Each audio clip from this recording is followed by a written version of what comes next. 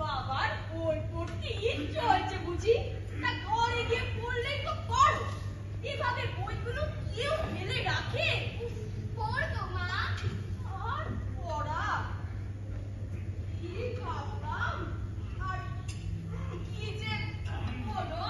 হায় হায় রে, হায়।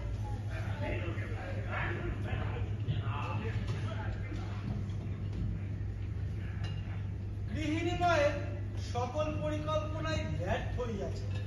বেদান্ত প্রভাকর কেউ ছুঁয়েও দেখে না। সকলে উদর পূর্তিতে ব্যস্ত।